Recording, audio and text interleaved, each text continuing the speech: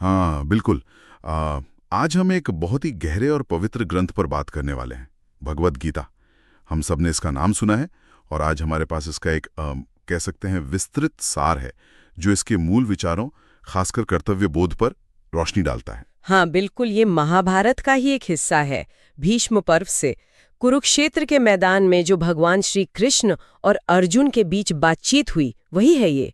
इसमें करीब 700 श्लोक हैं, 18 अध्याय। और हमारा आज का मकसद है इसके जो मुख्य संदेश हैं और जीवन, कर्तव्य, आत्मा, मोक्ष, इन सब रहस्यों को थोड़ा समझना।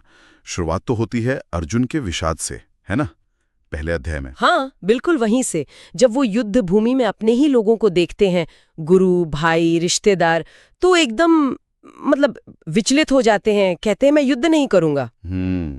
और यहीं से वो गहरा संवाद शुरू होता है। हाँ बिल्कुल, वो एक ऐसी स्थिति है बहुत मानवीय। अपने ही प्रियजनों के खिलाफ शस्त्र कैसे उठाएं, ये सोचकर उनका हौसला टूट जाता है। सही। तो इस गहरे संकट में जब अर्जुन हथियार डालने को तैयार हैं, श्री कृष्ण सबसे पहले क्या कहते हैं, मतलब कैसे संभालते हैं उन्हें? अध्याय 2 में शायद इसका जिक्र है। हाँ, अध्याय 2 में श्री कृष्ण सीधे, आप कह सकती हैं, मुद्दे की जड़ पर आते हैं। हाँ। वो सबसे पहले ज्ञान देते हैं आत्मा का। अच्छा। आत्मा की अमरता का। कहते हैं कि देखो, आत्मा ना कभी जन्म लेती है ना मरती है, ये तो हमेशा रहती है। अच्छा। शरीर है जो नष्ट होता है, तो फिर शोक क्यों करना? हाँ। ये अज्ञान है।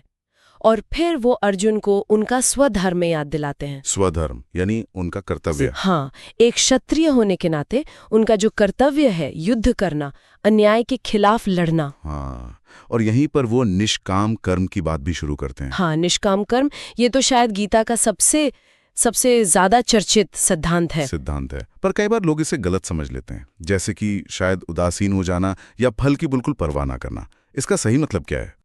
ये बहुत अच्छा सवाल है, क्योंकि ये कन्फ्यूजन होता है।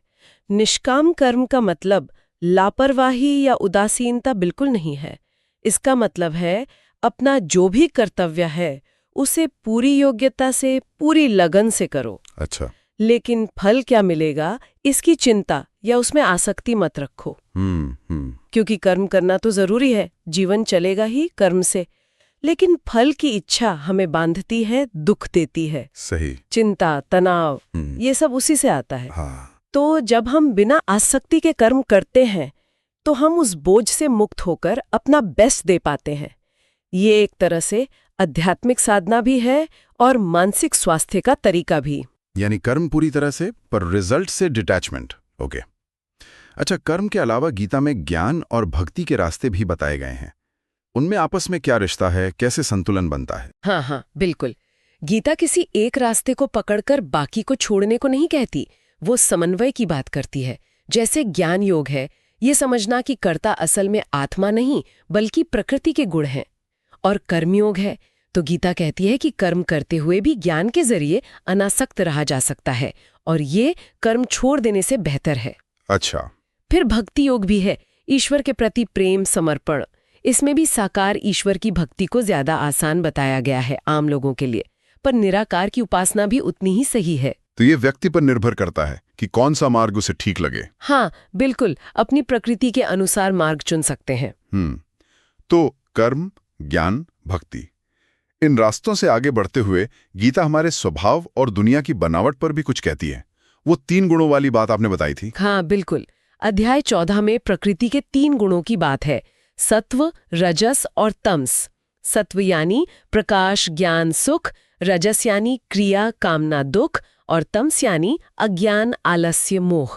अच्छा। ये तीनों गुण हर इंसान में होते हैं, बस मात्रा अलग अलग होती है।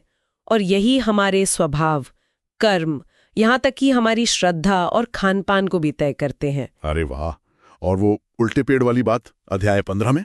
हाँ, संसार की तुलना एक उल्टे अश्वत्थ यानी पीपल के पेड़ से की गई है, जिसकी जड़ें ऊपर हैं ईश्वर में और शाखाएं नीचे फैली हैं इस संसार में।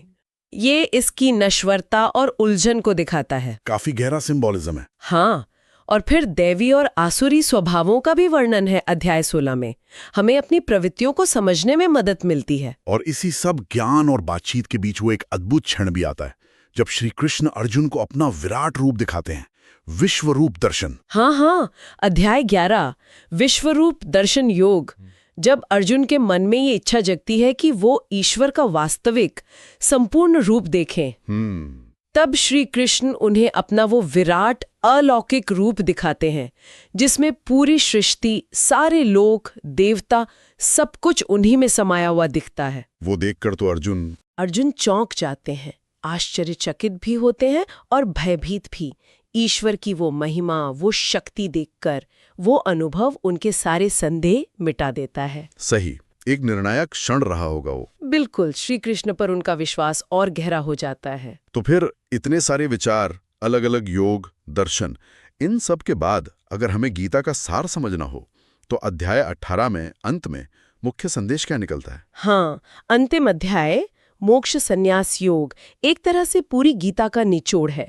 श्री कृष्ण फिर से कर्म, ज्ञान, भक्ति, त्याग सबको मिलाते हुए अर्जुन को उनके स्वधर्म, उनके कर्तव्य की याद दिलाते हैं।